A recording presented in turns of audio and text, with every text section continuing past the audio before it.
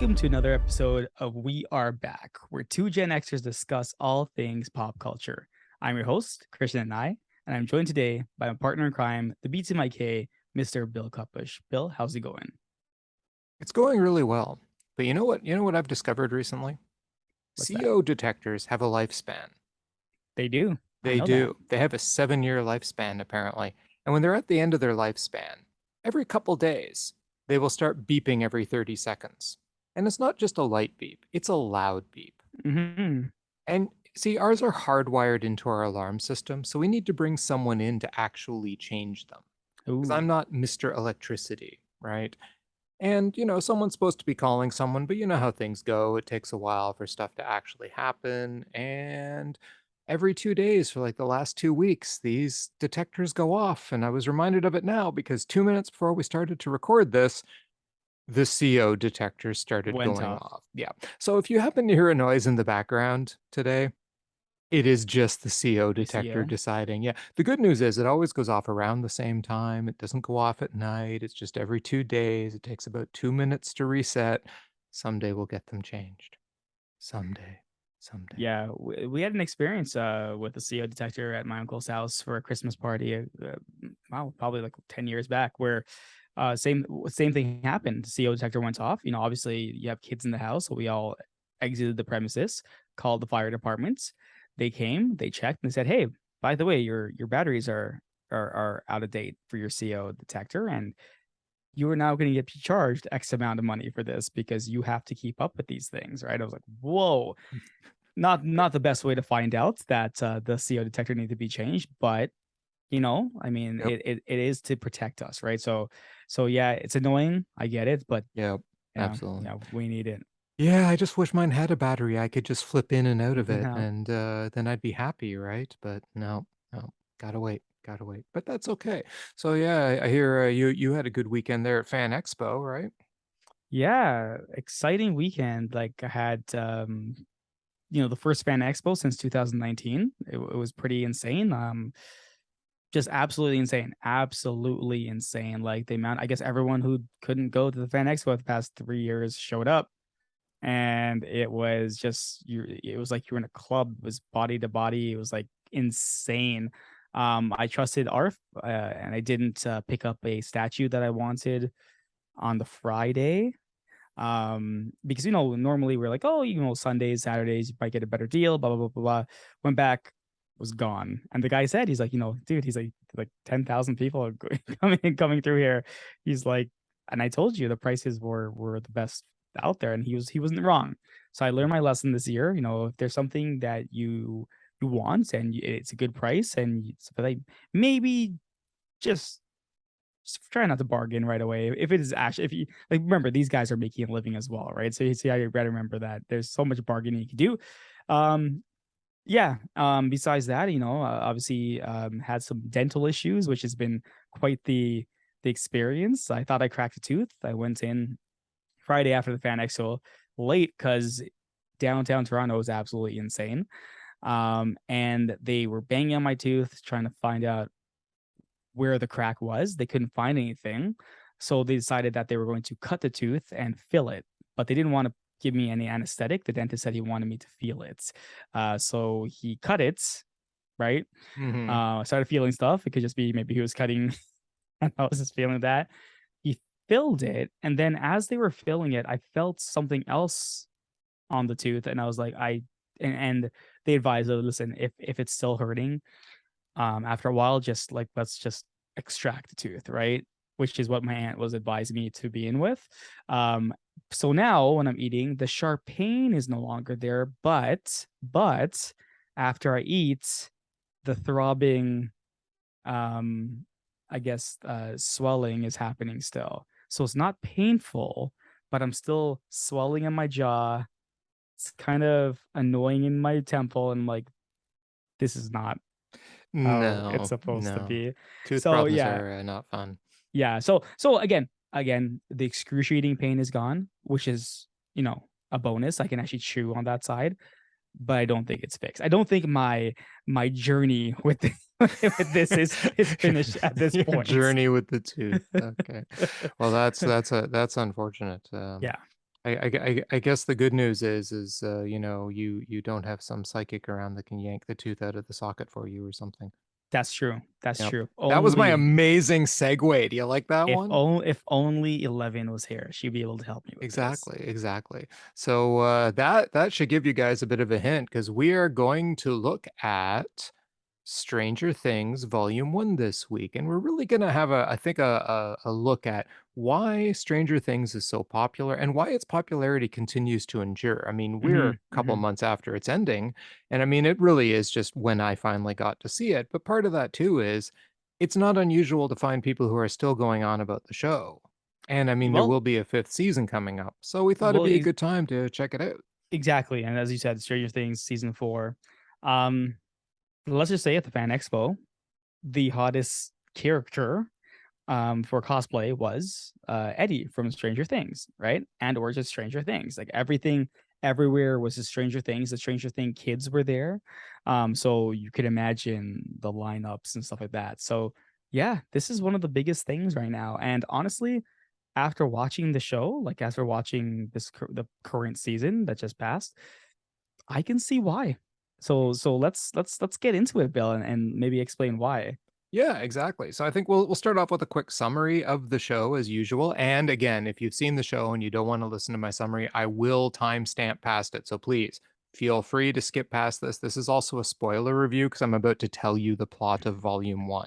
Now remember, Yep. we're only doing Volume 1. Next week we'll do the last two episodes. Yep. So, Volume 2. very quickly, there are three different plots that occur basically in Volume 1.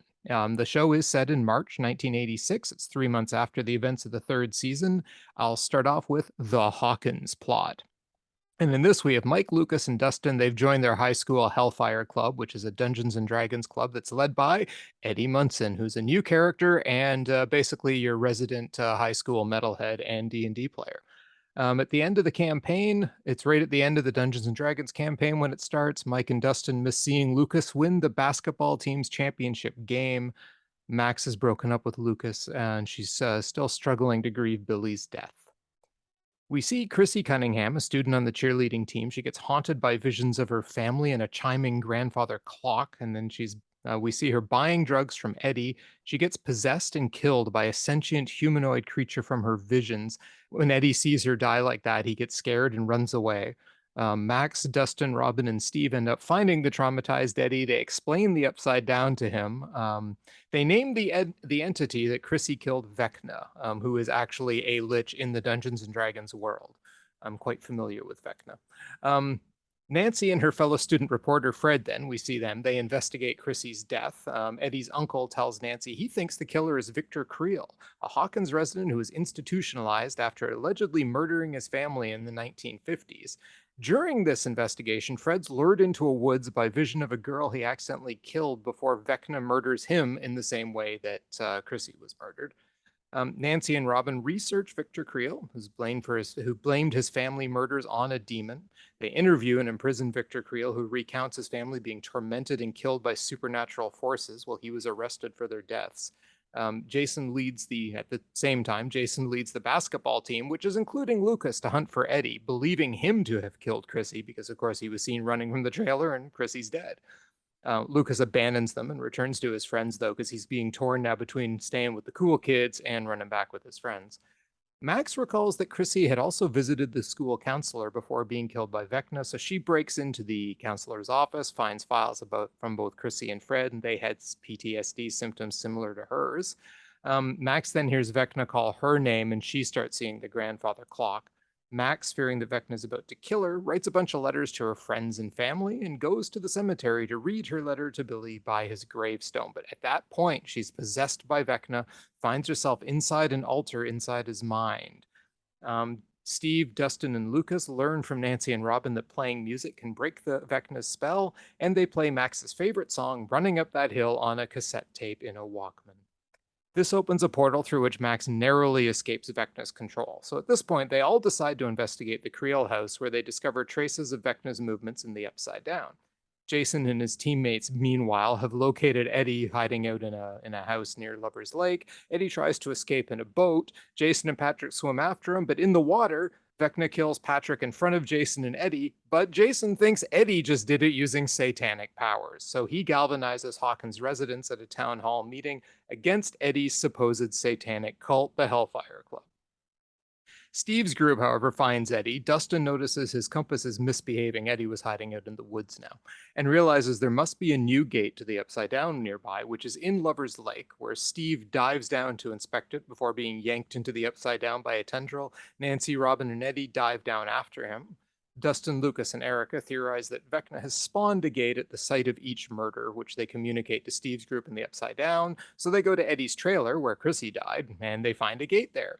Robin and Eddie safely exit, but Vecna possesses Nancy, and she discovers that he is Victor Creel's son, Henry, who killed his mother and sister with his psychokinetic powers before falling into a coma and being placed in Brenner's care, as we find out simultaneously in the last plot. But the second plot, the Hopper plot. We find Hopper is actually alive and in a prison in Kamchatka in Russia. Joyce receives a porcelain doll in the mail and finds a hidden note stating Hopper's alive. So, with Murray's help, they call this prison guard, Dmitry Antonov, who says Hopper can be freed for $40,000. So, Joyce and Murray fly to Alaska, try to deliver the ransom, but the smuggler is going to bring them. Yuri ends up capturing both of them as well, saying he can get more money from the actual prison than he can for this 40,000, so he's going to turn them and the guard over to the Russians. Meanwhile, Hopper had bribed a fellow inmate to break his shackles using a sledgehammer. Hopper escapes the prison but is soon recaptured. After Yuri's betrayal, Hopper is imprisoned alongside the guard. Hopper and the other inmates are to be fed to the Demogorgon that the Russians seem to have captured there. He manages to pickpocket a lighter, recalling the Demogorgon is weak to fire. Meanwhile, Joyce and Murray ended up overpowering Yuri on the plane there. The plane crashes in the wilderness. The three of them enter Kamchatka with a plan where Murray is imitating Yuri and Yuri's all tied up. They witness Hopper and his fellow prisoners fighting the Demogorgon. Hopper holds the creature back with a flaming spear while Murray and Joyce subdue the guards, open the prison door, and Hopper and Antonov escape. Joyce and Hopper are reunited. That was the end of that side plot. And finally, the 11 plot. So the focus here is on 11 and her power, centering around an incident at Hawkins' lab in 1979, where a mysterious incident killed all the children except 11. So back in the present, 1986, Joyce, Will, Jonathan, and 11 have moved to California. 11 is struggling with the loss of her powers. She's routinely being bullied by the other students, but Mike flies to California to visit 11, where he and Will witness her being bullied by her classmate Angela. 11 eventually retaliates by striking Angela in the face with a roller skate. Sam Owens then is visited by U.S. Army Lieutenant Colonel Jack Sullivan. Sam was one of the people who helped look after the kids and train Angela once, not Angela, train 11 once, Brenner was gone. 11 is arrested for assaulting Angela, but is taken by Owens, who explains that Hawkins is in grave danger and that he's been working on a program to help bring 11's powers back, so she agrees to go with him. Jonathan, Mike, and Will prepare to sneak away from Wallace and Harmon, who are agents that are sent by Owens to watch them. But armed soldiers attack the house, so the three of them escape with the help of Jonathan's friend Argyle, bringing an injured Harmon with them, the agent. They discover the location of Project Nina, where 11's been taken through a phone number and help from Dustin's girlfriend Susie in Salt Lake City. So Owens then takes 11 to an abandoned ICBM silo in Nevada, where he and Dr. Brenner have developed a special isolation tank that will allow 11 to access memories of her time with the other children. She attempts to escape briefly and regains her powers in the process, sort of, convincing her to continue with the experiment. But then she relives memories of befriending a lab orderly who warns her not to trust Brenner. She also recalls being threatened by other test subjects, leading her to believe she was responsible for the lab massacre. She finally remembers the orderly, who we discover is Henry, Victor Creel's son. His powers were responsible for the death of his own mother and sister, and he commits the lab massacre and tries to kill 11 when she refuses to help him fulfill his murderous ambitions. 11 ends up overpowering Henry and sending him into the Upside Down, where he became Vecna. And that's the last scene of Volume 1. I was trying to figure out where volume one ended exactly. So now that you gave that quick recap, because I've seen the entire thing, so that's why I'm kind of trying to figure out where, like, what I want to give away, what I don't. Right. So the show itself, like, I mean, For anyone who doesn't know, like I like Stranger Things. I wasn't a big fan of season one, but after season one, I started to get more into it and stuff like that. But I wasn't really, I didn't really wait for seasons to come out and need to know what's happening. This season I thought was absolutely fantastic, and I'm talking about the first half of it as well. It had me hooked from the beginning. Like these were like mini movies we were watching, each episode an hour long. Um, and it's weird because they are basically going back and they're telling a story that they're saying, hey, these things were happening in the past. You just didn't know it yet. So apparently, in season one, when Will gets captured into the upside down, apparently if you listen closely, you can hear a grandfather clock in the background. I was like, wait, did they go back and retcon this? Apparently they didn't. Apparently Vecna has always been part of the plan. And this is what happens when you have a story that you want to tell, right? The story actually flows and you actually get the payout that you need and that you deserve, right? Um and yeah, I just thought that this entire season, I know we're gonna go into specifics, but this entire season, I couldn't stop. I couldn't stop watching it. Like I did one episode, and then I'm like, okay, let me just watch another. And these are hour long, and let me watch another one, and then let me watch another. And it was seven. That's Yeah. 7 hours, right? I Yeah. just could not stop watching it. And you're right. It's characters like these characters. Like yeah, not I don't like every single character. Let's be realistic here, but the most of them I really do like. There are some side stories which were kind of like the Hobbit first, like like Aragorn and the Frodo things, where you're like, come on, let's get back to this one, let's get back to this one. Yeah. Yeah. But they all kind of like came together at the end. Like, let's be real, the whole Argyle Jonathan storyline. Yeah, I get why it's there, but I really wasn't in for it. I'm like, oh yeah, this is happening. Oh yeah, this is happening, right? I was in Mm. for like okay, who is this orderly guy, right? And when you find out who he is, I'm like, wait, were there signs that we just weren't seeing in the background? Like I was wondering because remember when the guy's telling the story, he keeps mentioning his wife was tormented, his daughter was tormented, but he never Hmm. mentions the son, right? And you're like, Right. oh, that's interesting, right? And I and the way he was saved with the music playing in the background again, right? You're like, Hmm. okay, it's all it's again, the writing is great in the show. I have to give credit where it's due. The writing is very well done. Yeah. The writing in this show is utterly Yeah, phenomenal. All right. yeah. And I mean, let's just take a second and say even the greatest authors, you know me, big Robert Jordan fan, big Mhm, Tolkien fan, they're mhm. going to take their detours into some plots Yeah. that way that we might not be quite as interesting. For you as Jonathan and I didn't like Argyle as a character. I thought they were just kind of my They're wife was annoying. commenting. Yeah, my wife was commenting like, what happened to Jonathan? He used to be a character that she loved, and now she's like, what the heck happened to this guy? All right. Now now we love Steve. Yes, of course. That's what she was saying. She's like, I want Nancy with Steve now. Yep. Um, Yeah. but they all have their wanderings. And for me, the biggest wandering in this show, by far, the Hobbit moment in this show was the Russia plot.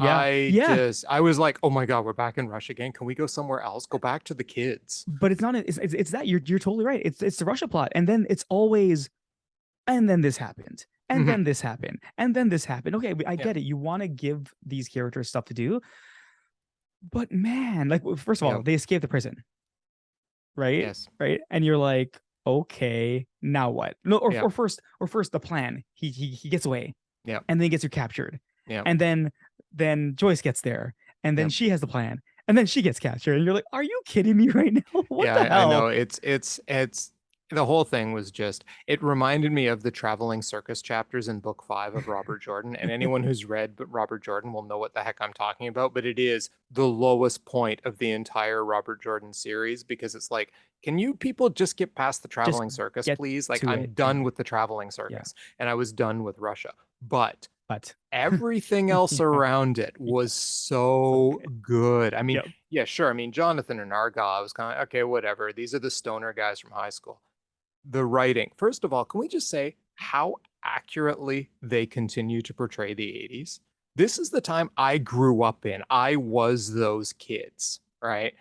Like, and now they've given me a character in Eddie Munson that I wasn't just like, I was those kids.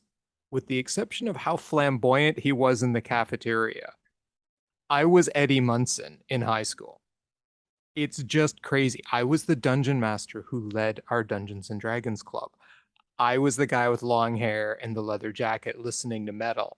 I was the guy that everyone else thought was weird, the kid in the back of the class who had my feet up on the desk, right? I mean, I was that guy, the freak that people would say to, you listen to that satanic music?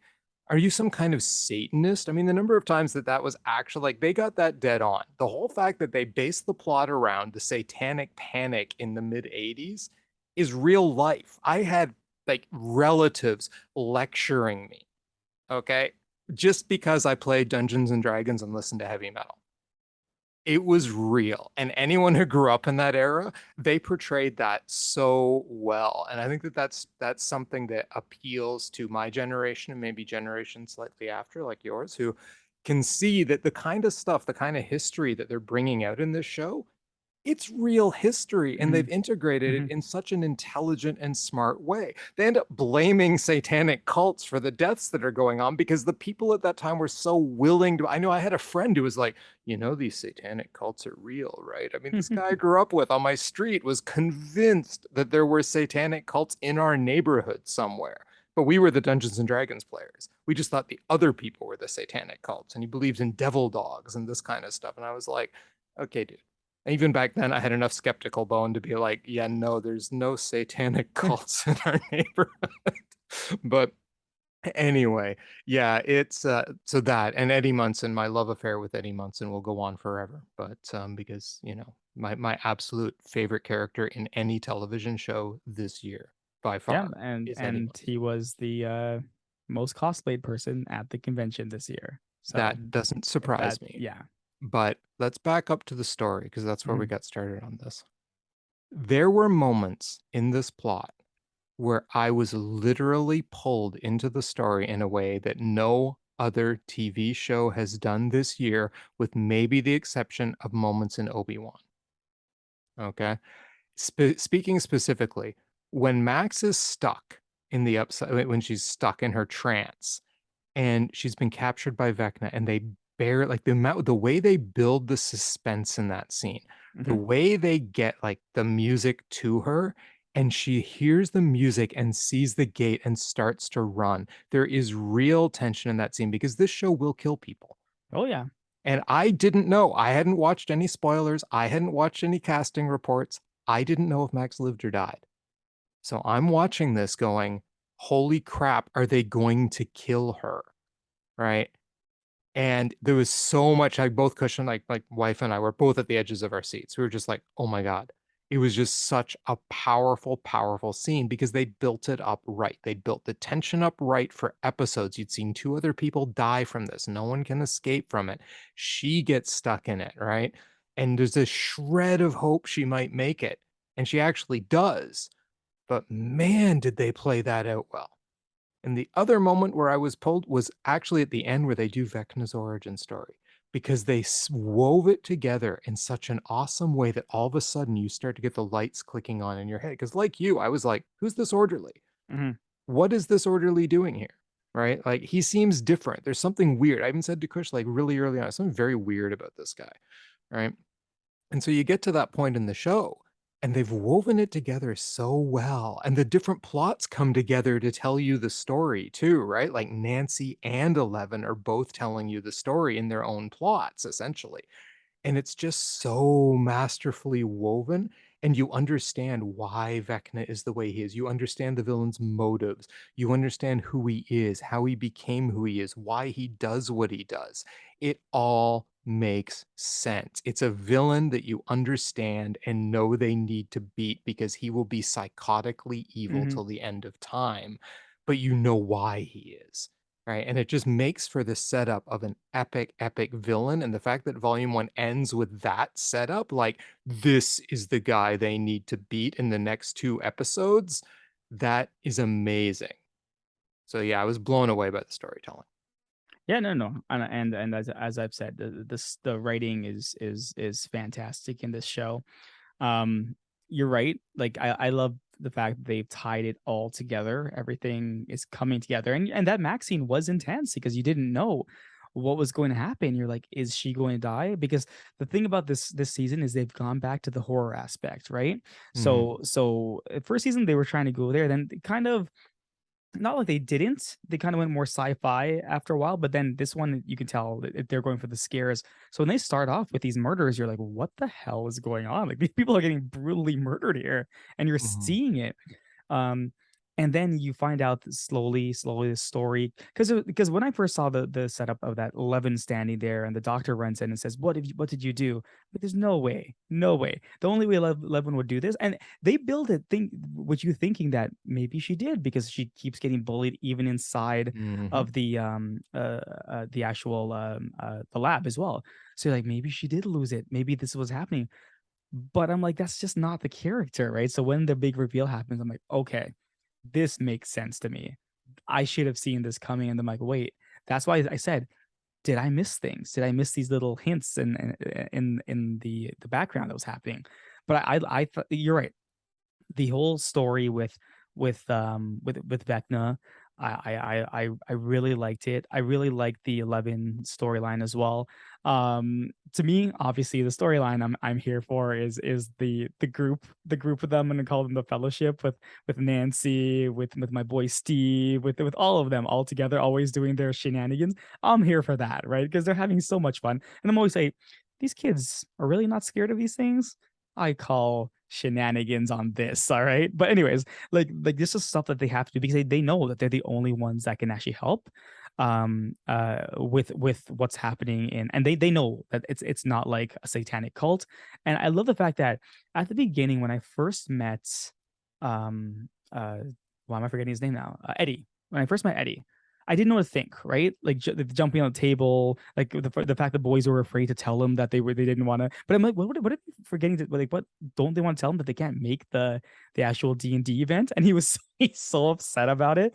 But I'm going to stop you there just for a second. mhm. That rang totally true to me because as the dungeon master and the amount of work you put into the end of your campaigns, these are huge epic events like school basketball game. Who gives a crap? Like this is important, right? When he was doing that, I was turning to Krishna going, yep, that's right. That's right. The campaign is more important than the school basketball game. This is complete fact, 100% truth. You go, Eddie.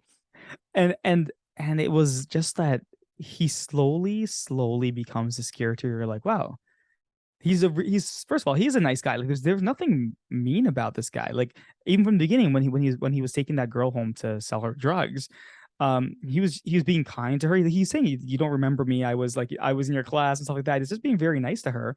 And then when it happens, and the whole fact that they're blaming him, I was like, oh my god, how is he gonna get out of this, right? And that's what Mhm. led me into I guess it was volume two. You're like, how is he gonna get out of it?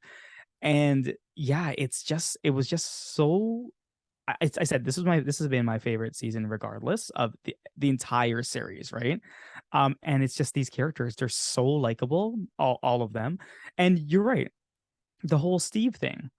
I would actually say Steve has had the best character arc in this entire series. Think about Steve where he started. The Mhm. jock, the guy who's trying to take advantage of Nancy and stuff like that, actually becoming one of the most likable characters, admitting his faults, right, Yep. to her and stuff like that. I'm Yep. like, this is why people like Steve, right?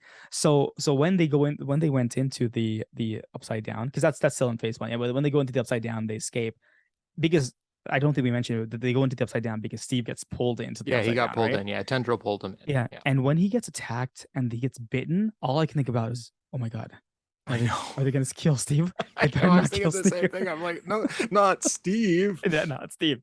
But that's the thing.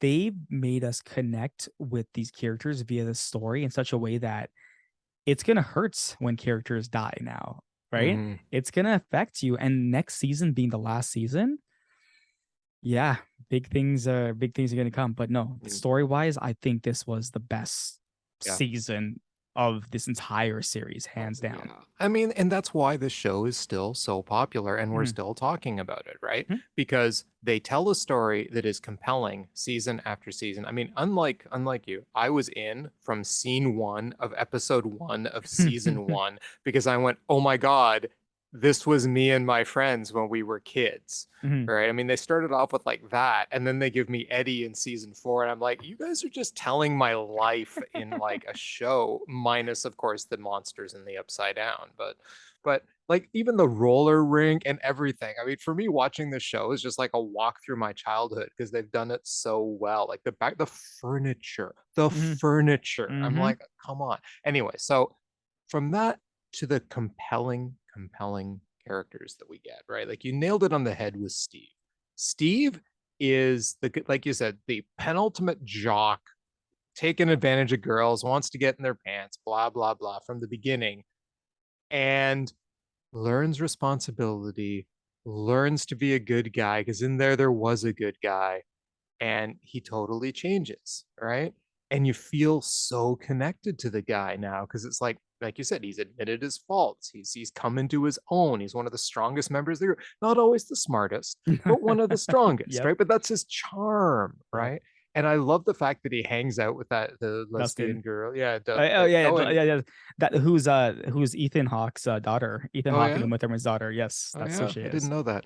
Yeah, and then oh of course, and Dustin, of course, being like his sidekick now. And I love Dustin because Dustin has just been true to himself. He's a guy who, from the very beginning of the series, knew who the heck he was Yeah, and is just Dustin, Dustin. Yep. right? And he isn't a guy who's had to go through a lot of change, but he's such an awesome character, right? You know what else really rang true with me in this season though was Lucas Yeah.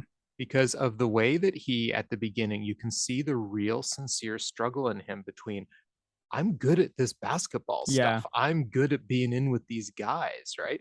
But he doesn't quite fit Quite. in, Yeah. but close. And he really wants to fit in, right? Yeah.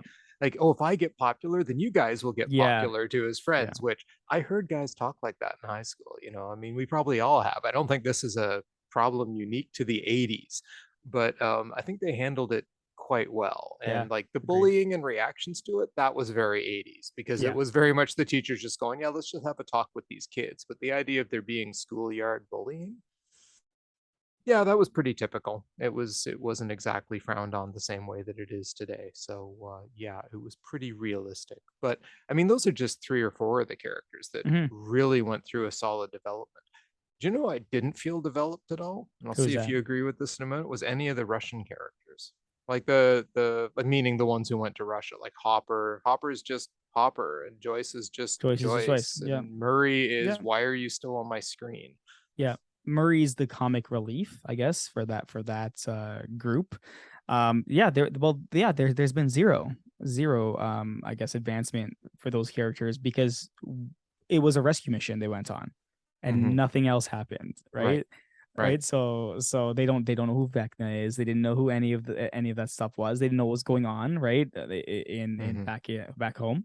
So yeah, it was a quick way to let's get rid of these characters, give them something to do, and say that it's integral to the plot. And I'm like, oh, okay, sure, sure. It's always saying, hey, we're gonna keep the parents. So like, first of all, 11 is literally distraught because her father figures has been taken away from her, like her Mm-hmm. actual like Hopper. And Right. he's alive. And you're kind of like, okay, guys, wrap this up. Get back to her. Like she needs Mm-hmm. you. She needs you. But they don't want to do that. They want to stretch it out more, right? They want to have this development in this lab. And I got that. And I'm like, I really wanted like Hopper to like show up and rescue her from the lab, kind of thing.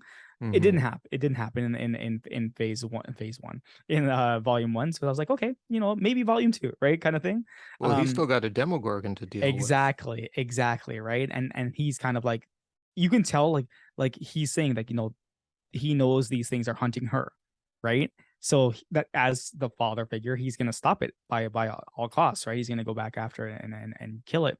But yeah, it just the entire Russia storyline. I mean, they brought the guy from Game of Thrones in, the guy with the no face. They brought him in, That's why I right? liked him because I Yeah, liked him in Game of Thrones. yeah. I'm like, I was wondering why I liked this Russian guard so much. And I'm like, oh, that's the It's guy from him. Game of Yeah, it's a Game of Thrones. Thrones guy. Yeah. And I was like, okay, cool. Like, what's gonna happen when you come to the States now? Like a lot of things, right? Just adding characters. But again, the best character they added was Eddie, and I'll stick to that. But all the characters, like, I'm gonna say I didn't really see in phase one. I keep saying phase one, volume one. I didn't see a whole evolution of 11 either. Like I'm telling you, like the person who evolves the most for me in anything is always Steve, and then you have like Eddie, because again Eddie was a brand new character that I didn't know anything about, and I thought his character arc was great in the show. Um, and yeah, I just like everyone else, they're growing slowly, and I agree with you with the Lucas thing. It's kind of like, yeah, what about Mike? And the whole Will thing. Okay, here's the Will thing. Yeah. Like they're hinting and not really hinting. They're kind of saying Will's in love with Mike. Great. Was there any indication of this previously? Because if there was, I missed it. Yeah, I Right? missed it too. I was kind of like, okay. I mean, fine. Maybe Will Yeah, has grown into it at some point, or but made there it was never. real. But the whole thing about it doesn't make any sense at that point because Will knows how much Mike loves 11. So Hmm. so I don't know where they're going with this, right? I really don't know why they're it's fine. You know what? The character loves Mike, whatever, but I'm like, I it's just out of nowhere. I don't know what they're doing with it. Maybe they're doing this to kind of like give the character something to do in terms of like, listen, like his brother, he's remember his brother says like he kind of is feeling lost, like they used to connect and stuff like that, right? Hmm. And they're not doing that, so maybe they're trying to build that relationship. And but Jonathan's always been a good guy. Yeah. But again, Jonathan, what he's been given, nothing. All Jonathan was doing was getting high throughout this entire Yeah. season. Yeah. Like that's all he is now is like Yeah, the stoner guy from high school, yeah, right? I don't know. I just don't know what they did with those characters. But regardless, I mean, the problem is that because you have so many other different characters that grow so well, you're like, okay, like again, the whole Frodo and Sam versus Aragorn and the other crew. Yeah. It's like, yeah, it's good. It works. It works. You know what? Great. The entire volume one was great. But yeah, and those weren't my favorite parts. Maybe there were other people's favorite parts, right? But they weren't my favorite parts of the Yeah, show. they weren't my favorite parts either. I don't think they were Cush's either. I just kept waiting for them to get back to like, the Fellowship as you've dubbed Yeah, the them, Fellowship. which I think is a great name for them. So yeah, when you get back to the Fellowship, yeah, I gotta agree with you about Eddie's character development too. I mean, they only had one like what 7 episodes with him so far, and I've seen him go from the flamboyant, and I get why. I guess too because I kind of understood why he's doing what he's doing in the Hmm. first place because it is very much putting up those walls around everybody else. Because if everyone thinks you're a freak, then double down, Yep. right? Because believe me, doubling down is fun, especially at that age. So yeah, everyone thinks you're a freak. Act like more of a freak, right? But inside of him, like he said, like he runs away when the girl dies, and Yeah. he thinks of himself then as a coward. Like, no, I'm supposed to be this big guy, and I just ran away, Yep. right? And all through it, he's like, no, I didn't go down the gate first. Nancy went first. She Nancy didn't went even first. hesitate. And her Yep. friend went after her. I don't understand why I can never remember her name, but anyway. Yeah, I and that's the thing, like I'm trying to remember her name as well, and I cannot Um, remember her name. Robin. Robin, there you go. Yes. Okay. So yeah, so Robin jumped down and then he's like, I only went because I had no other choice at that point, right? Like everyone else had gone, I guess I had to go. Yep. So, but it's like he says stuff like that and doesn't have the confidence, but when he's down there, he's like kicking butt. King Butt. Yeah, Yeah. exactly. I mean, I just kept thinking to myself, it's like, you realize now, dude, you're actually inside a D&D adventure. Yep. Right? You're a dungeon master who's now inside a D&D adventure. So there's got to be some part of that inside you're just going, now it's time for me to kick some butt, right? But yeah, I mean, we'll see how he does too in the next couple episodes. I have no idea other than the fact I know at some point he plays Master of Puppets, but that's all I know. So far so good. He's probably my favorite character ever just because I feel like I can relate to him in a big way because, like I said, that was me in high school. So, the other thing I thought really makes Stranger Things popular, right? And you saw it in after that episode aired with Max.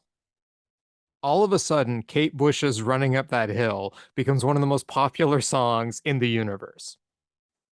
That's called masterful use of Mm-hmm. music. Mm-hmm. Are you ever going to be able to hear that song again and not think of that scene? No, and that's the thing, right? Like they actually have a Stranger Things version of that song because obviously as they play the song, they play the Stranger Things music because it builds Mm-hmm. and builds. And yeah, no, this you're right. Like this is not like a DC movie where they're trying to just have 10 different trailers in a movie and just play random music for no apparent reason because they think it's cool. No, they're playing the music because it fits. It fits the scene, and I wouldn't even say it fits. It enhances the scene, Mm-hmm. right? And the way they use it, the way they use these '80s tracks, you're like, oh, that's cool, right? You're like, oh, that's a good use of that song, and it just blends so well with the music because we keep talking about with the Yeah. look of everything, how it looks and how it feels. This is one of the things that makes it feel like the 80s because they're Mm-hmm. playing the music that was around that point, right? On a Walkman. Yeah, on a exactly everything they're using, and the whole Mm-hmm. fact that she has to flip it over and stuff like that, Yeah. right? I mean, yep, we know exactly what's happening, but all these things, it's so the music is so well done. And we talked about this when we did the review of Wheel of Time because we couldn't remember anything because nothing really stuck out to us, right? Right. Whereas in this is like everything, like when they want you to feel like a sense of dread, you feel it. When they want you to Mm-hmm. feel like happiness, the music changes. Everything just it flows so well, and that's the direction and the production of this show, and it's so polished, and that's the word I'm looking for. It's so polished that I can't. It's hard for me to find flaws with it, right? Yeah. Because you want to be objective and you want to say I understand, we have said a few things in terms of like some storylines that we're like, yeah, it didn't go that well, but it wasn't bad. It No. wasn't bad in any way. No. So yeah, no, I thought the music was fantastic. Yeah, I mean, even right down to the music they were playing in the roller rink, right? Because those were the kinds of songs you'd hear, which I just forgot to mention. You know, Mike is a terrible boyfriend. Agreed. I mean, the best he can do when his girlfriend is being bullied out in the middle of a roller rink is run to the DJ and say, "Hey, turn off the music," as if it was the music that's causing the bullying. Yeah, yeah, Like, exactly. why wouldn't he go to her? Yeah, Why wouldn't he go out there and help her? yeah. No, he goes to the DJ and then he gets mad at her for clonking Being someone a with the girl. Yeah, skate. You yeah. are the worst boyfriend ever. Yeah, as much as the writing's great, some things just don't make any sense, right? And that's why I said the Mike storyline. I wasn't really into it. Like they took those characters, so they took the Russia characters, they threw them away. They took the Mike character and they threw them away. And you're like, oh, I thought Mike was a really big deal in Stranger Things. And from what I've seen for this past season, the big deal was the Fellowship over there, right? Yep. So you know what? I didn't miss them. Like it was there at no point did I say, "Oh man, I really want Mike to come back and help these guys." No, I I didn't feel that at Well, all. he's struggling to grow. That's why. That was the Yeah. one thing I got from him is that he's one of these guys that's kind of frozen. He Yep. doesn't know how to grow anymore, Yep. right? Like he's Yeah. confused and trying to figure stuff out. So he just doesn't know what's going on. Right? He Yeah. doesn't know how to have a girlfriend. He doesn't know how to deal with the emotions he's got, right? He seems quite confused. So I thought that, at least they wrote his part well because he came across to me as a guy who's just confused and doesn't know what's up. Yeah. And that's okay. I mean, it's okay to have characters like that when you're surrounded by other ones that are developing so well. They can't all have these amazing True. developments, right? If you're going to Very have true. this many characters, you got to take some time with some of them to give us ones that are flawed. And well, I mean, they're all flawed in their own ways, but you know, ones that may not necessarily be as great as they used to be. So, I mean, Jonathan and Will, I mean, maybe something big's going to happen with them down the road, right? So, who knows? But man, the music, I'll never be able to hear that song again. Yeah. Running up the hill. Yeah. Yeah, without thinking of that scene because of how powerful that Yeah. scene was. Yeah. And just I've heard people say, well, why would she that be her favorite song when, she lived in a trailer park and her brother was this big like rocker guy too, right? With his Trans Am and his like Van Halen and stuff. And um well, probably because she's grieving her brother. And if you listen to the lyrics of that song, it makes a lot of sense to me that a girl who's kind of a little bit emo like she is, like lost in her emotions and experiencing a lot of stress, might find real solace in music by Hmm. someone like Kate Bush. So Yeah. didn't surprise me at all that that would have been her favorite song, and that was really cool.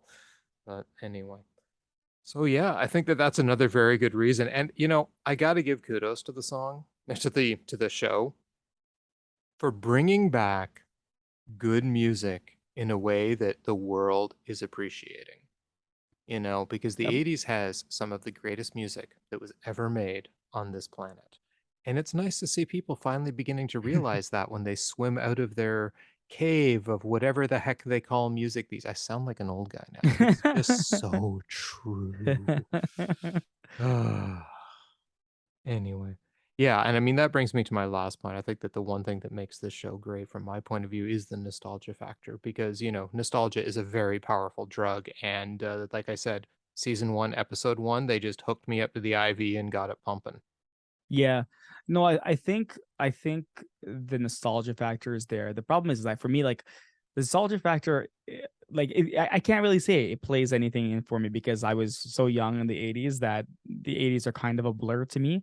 So like I appreciate the fact that I'm like, wow, this is how the 80s were. It seems like such a fun, happy-go-lucky time. And the thing is that I've captured they've captured it well because you see you see people talking about you look at pictures, you see people talking about the 80s, you're like, okay, Yep. so this is exactly how the 80s were, right? And I appreciate that when a show can actually say, oh, we're in the 80s, and it makes everyone feel like they're there because some shows will be like, oh, we're in the future. It's like, yeah, okay, but it doesn't feel like that. It just feels like you're like last year or something like that, right?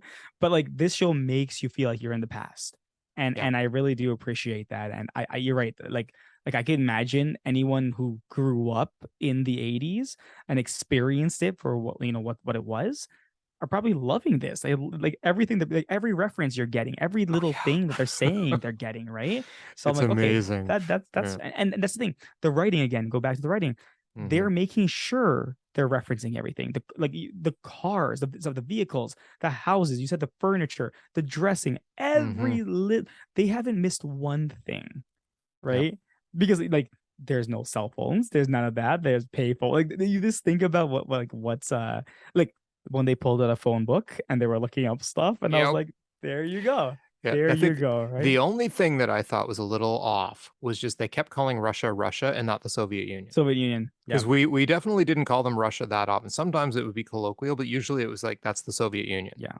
right? And we didn't Did they really not call them mention? Did not Russia. say Soviet Russia They at some they did points, right? occasionally, but it was like they called them Russia a lot more often than they ever called them the Soviets or the Soviet Yeah, Union, right? And that's yeah, kind of how we referred to it back then. But yeah. that's me really being Nitpicking, nitpicky. Yeah. yeah, So other than that, no, like I said, watching this show for me is like watching my childhood.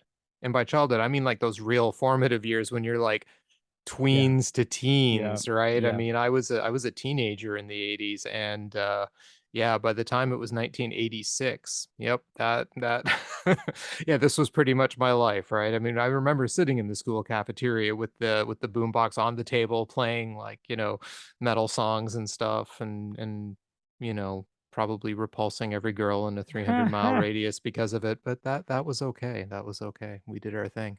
Um yeah, so no, the nostalgia is a very powerful drug. It is one of the reasons I love watching this show is because it is so faithful to the 80s and it really was a fun time and there was so much good music and fun stuff going on and Dungeons and Dragons and parents getting mad about Satanism and that kind of stuff. So, yeah, I think that to me are sort of the main reasons why this show is still so popular and doing such a good job. I mean, look, you and I have had like a passionate, engaged conversation over it today. All right. And it's not something that we necessarily have over a lot of other shows.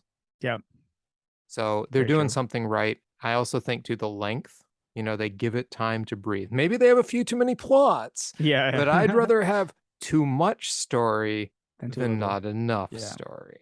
yeah. Fair enough. Right. So yeah. So any final thoughts about this show? Or volume Uh, one anyway. yeah, volume one. I mean, my only thought is like, I hate to say that it's really weird because when we think about giving scores on shows and stuff like that, like Hmm. we always nitpicking, always saying like, we shouldn't be giving it this much because it's really what is perfect, right? But I go by sometimes the enjoyment factor of these things, and I thoroughly enjoyed volume one. I thoroughly enjoyed it. Like there was no point where I was like, I wish this was done better. I wish no. I was kind of like, oh my God, I can't wait to see what happens next. Right. And it had me hooked from the beginning. That to me, I thought this volume was perfect. I thought it was absolutely perfect. Like, I mean, yeah, you could nitpick and say this could be fixed, but you know what? I think if you have a chance to sit down and watch this show, just do it. Just do it. Yeah, yeah. So I had a quick like comment just to make where I do have a friend who hasn't gotten past season one. He said that really it's not like he's not really for him. And I said, when I started watching it, I thought it wasn't for me either. But I stuck with it. I gave it a chance. I gave season one a chance. And at the end of season one, I was like, okay, that's okay. But I said after season two, like once season two hit and it kept going, I'm like, okay, this show is great. And I told him, I said, when you get to season four, let me know how you feel because this show is fantastic. Yep. Yeah, for sure. And I would agree with you. I mean, best season so far to me, and I've loved every season. Yeah, there you go. So, yeah, and I think the storytelling has just taken another step forward in this season. It's just so compelling to me, and I'm a story guy. I'm a story Yeah, guy here. I'm a story guy in my books. I'm a story guy in wrestling. I'm just a story guy. So for me, story's number one. And this told a bloody compelling epic story. And when story. I'm nitpicking over the Russia stuff and with Yeah, Mike and them, it's really nitpicking because, I mean, individually, it's not like I wasn't entertained no, watching those stories. It's not like I wasn't kinda laughing, like, with the whole Yuri stuff, etcetera. It was amusing. There was some stuff. I didn't love it, but it wasn't bad yeah, I television didn't at hate it. all. It was still heads and tails better than a lot of the crap I've seen on other shows this year. So, overall, I would say so far, and this is my tentative rating so far, I would give this show a 9.3 out of Okay, 10. And we'll okay, see what I think after volume 2 next yeah, week, which I have not yet watched, but will have watched by next week's show. yep. And I've seen it, so I'm very curious. And I'm not Yep. saying anything. I'm just very curious Mhm. on your thoughts after the show Right. So we're going to leave that as a cliffhanger. Krishna's rating will have to come next next week. week. So, yes, that brings us to the moment where we give our thoughts of the day. My thought of the day is never judge a book by its cover because Eddie Munson has well, not even Eddie Munson and Steve, who I always forget his last name, have proven to us that you should never judge a book by its cover. That's very true because you know what the funny part was? Quick story. Um, myself, my friends were sitting around a table once in the Thorncliffe Mall, Mhm. East York Town Center now, food court. Leather jackets, long hair, sitting around. This guy from the grocery store walked up to us and goes, "What are you guys talking about? The latest metal album?" And we were actually sitting there debating some philosophical point, and we looked at him and said, "Actually, we're talking about this." I forget what the point was, but he looked at us like, "Oh, oh, okay." But no one gave us any credit. People would move out of my way getting onto the subway, and I'm like, I'm the gentlest guy you're gonna meet. I'm not gonna hurt a fly. Right? And it's like, but people would just assume by the way you look that Yep. you must but I kind of enjoyed that too. It's like you want to get to know me, get to know me. Look past the stuff. So it's like wearing a suit of armor in a lot of ways, right? Yep. So yeah, absolutely never judge a book by its cover. And I really like Eddie Munson's cover. So yeah, that's Hmm. very true. My thought of the day is this. And if I only could, I'd make a deal with God, and I'd get him to swap our places. Be running up that road, be running up that hill, be running up that building. Say, if I only could. Keep wish. But do you see my point though about Yeah, the exactly. lyrics fitting with her situation? Hmm. So yeah, I don't think a lot of people pay that much No, attention to they lyrics when don't. they listen to songs, but sometimes the lyrics are the best. Well, that about brings us to the end of today's episode. But as always, and this time with Stranger Things Volume 2, we will be back. Bye, everyone.